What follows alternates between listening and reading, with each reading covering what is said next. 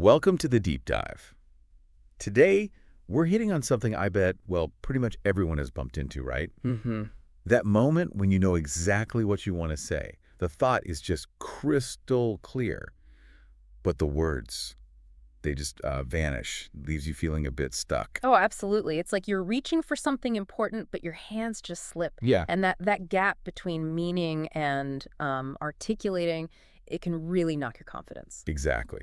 So our mission today in this deep dive is to look at some really smart, practical ways to, grow your English vocabulary. We're Yeah. not talking about boring memorization drills here. Yeah. We want strategies that help you really get new words and use them naturally, make you sound more fluent, more prepared. And boost that confidence we were just talking about. We're basing this on a really insightful article, Unlocking Your Voice, How to Expand Your English Vocabulary and Sound More Fluent Today. Sounds good. It's got a lot of hands-on stuff, and we're going to, well, pull out the best bits for you.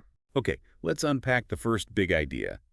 It's about learning words in context, not just, word plus definition. Yay. That really struck me. It's kind of like knowing someone's name, but nothing else about them. You don't really know them, do you? That's a spot-on analogy, yeah. Just the word and its meaning, you miss so much, how it works in a sentence, the grammar around it, the feeling it carries. Or nuance. Exactly. Context really brings out the different ways a word can be used. It's not static. Yeah, the article has this great example. Just knowing complicated means hard to understand. Okay, fine. But then seeing it, the instructions were too complicated for me to follow. Suddenly it clicks differently. It really does, because in that sentence you see complicated describing instructions. Yeah. It's an adjective there, and the sentence shows why it's complicated. It stopped you from understanding. You get so much more. Right. So the practical tip here is make an effort to see words actually doing stuff in sentences. Pretty much. The article suggests things like short stories, articles, maybe conversations using intermediate English. Find things you're interested in. Have you found that works well, like just reading and picking things Oh, up? absolutely. When you're immersed like that, you absorb vocabulary almost passively. You see words in their like natural habitat, how they connect. It's just a much stickier way to learn than staring at lists. Okay, good stuff. Moving on then, the article talks about word families. Now, I admit I hadn't really thought about this structurally. Seems so efficient, though. It's incredibly efficient. That's the power of it. Instead of learning every single form as a separate thing, you see they all come from the same root, same family. Like the example they used, create, Yeah. one verb. Yeah. But then you get creation, creativity, the nouns, Uh-huh. creative, the adjective, creatively, the adverb. Boom, like 4 or 5 words at once. Exactly. And you start seeing these patterns, the roots, the prefixes, suffixes. Hmm. It doesn't just help you memorize, it helps you understand how English actually fits together. Right. Which must help when you're trying to speak or write, right? Because you kind of intuitively know which form fits where. Definitely. It really boosts your flexibility with the language. Okay, this next one seems super practical. Something you could start doing like right now. Using smarter alternatives for basic words. Yes, this is such a great strategy. Instantly makes you sound a bit more sophisticated. But not like you swallowed a dictionary. No, exactly. Just choosing slightly more nuanced words for the everyday stuff. They give good examples. Instead of just good, Yeah. maybe impressive or decent or satisfactory. Depends on the situation. Right. Or bad could be disappointing, poor, maybe even awful if it's really bad. It's about precision. And they show how to use them. Like not just, I like your help, but I really appreciate your help today. Or she mentioned she might be late instead of just she said. Or let's consider all the options, not just let's think about, it just sounds a bit more polished. It does. Adds a layer of thoughtfulness maybe. And like you said, precision.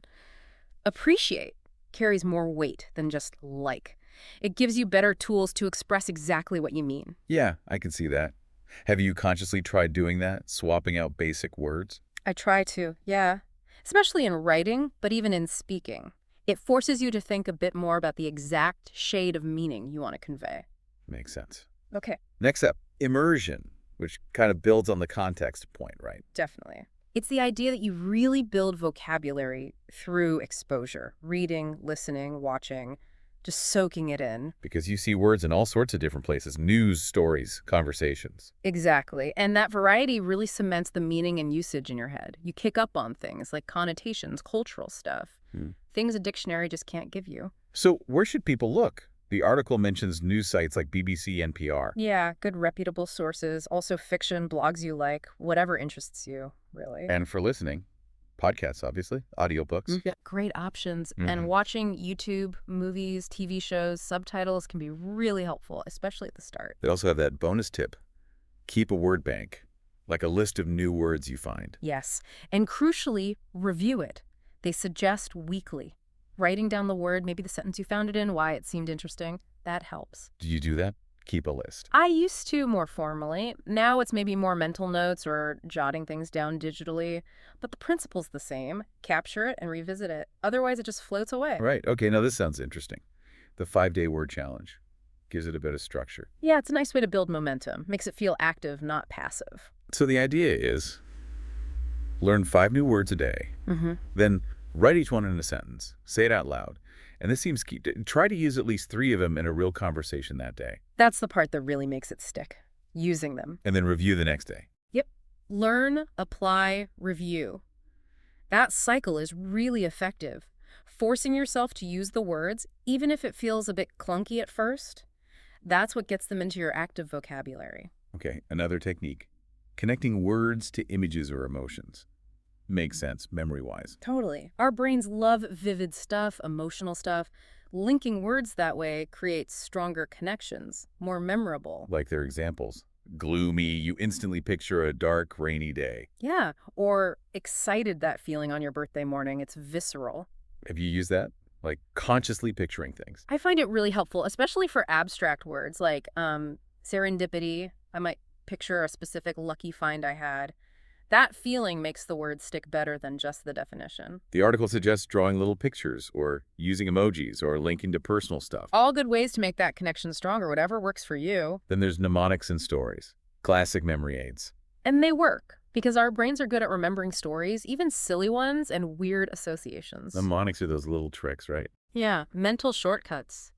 Good for words you just can't seem to remember. Like their example for benevolent, meaning kind. Mm-hmm. Link it to Ben loves it. Then picture a guy named Ben being super generous. It's kind of goofy, but memorable. Exactly. The sillier the better, sometimes.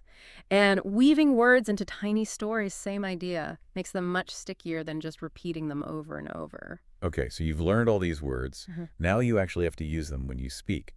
Active practice. Crucial. Vocabulary learning isn't passive. You got to get the words out of your mouth. Finding a speaking partner is great, obviously. Deal, yeah. But they also suggest just talking to yourself, which sounds a bit odd, but maybe useful. It can be. It's low pressure. You can dry out sentences like, okay, today was pretty productive. I managed to finish that report. Or, I feel so relieved I passed that exam. Just consciously using the new words. And the goal is maybe 3 to 5 new words used daily. That's the suggestion. A manageable target. Keeps you actively looking for chances to use your growing vocabulary. And to make it less of a chore, gamification, making learning fun. Definitely helps with motivation and sticking with it. Games make things less intimidating. They list apps like Quizlet, Anki, Memrise. Those often use games or spaced repetition, right? Yeah, interactive flashcards, quizzes, that sort of thing. Very effective for review. And classic games, too. Wordle, crossword, Scrabble, those all build vocabulary. Absolutely. Plus, online stuff like vocabulary.com quizzes or Kahoot if you want something more competitive. Lots of options to make it feel like play. Okay, slightly different angle now. Learning phrases or chunks of language. Ah, yes, very important. Because native speakers don't just talk in single words. We use set phrases all the time. Like ready-made blocks. Kind of. Learning these can make you sound much more natural, much more fluent, almost instantly. Examples like, let's call it a day. Mm-hmm. Or, I'm not sure, to be honest. Doesn't make sense. Things you hear constantly. And when you learn the phrase, you're also learning the grammar and flow that goes with it. Exactly. You absorb how words naturally pattern together in English. It helps your grammar without you even, studying grammar rules directly. Right. Okay, now the article has this big intermediate vocabulary word bank. Yeah. Loads of words. We can't go through all of them, but maybe just highlight a few. Yeah, good idea, just to give a taste. Okay, from emotions, confident, anxious, more specific than just happy or worried. Definitely. Verbs embrace, suggest. Embrace feels stronger than just accept, maybe. And suggest is often gentler than tell. Adjectives, Reliable, impressive. Reliable points to dependability. Impressive shows admire something. Good ones. Adverbs. Gradually. Completely. Showing different extents or speeds. And nouns. Perspective. Obstacle. Perspective is more nuanced than just opinion, and obstacle sounds like a bigger challenge than a problem. It's a great list. And the key, like we said, is looking at how they're used, the examples, the subtle differences. Okay, finally, they have a quick quiz. Test our understanding. You ready? Let's do it. Fire away. All right. First one. I was really after the long exam. Is it A, exciting, B, relieved, or C, impressed? After a long exam, you usually feel tired, but also glad it's over, so I'd go with B, relieved. Got it. Number 2. Can you why you're late? Options. A, explain, B, talk, or C, tell. You want reasons, details. So A, explain, seems right here. Correct again. Last one. The weather was we canceled the trip. Is it A, B, nice, or C, silent? Well, you wouldn't cancel for nice weather. Has to be A. Oh. Perfect. 3 for 3. So the answers were relieved, explain, and awful. Good little check-in. Yeah, it makes you think about the specific meaning in context.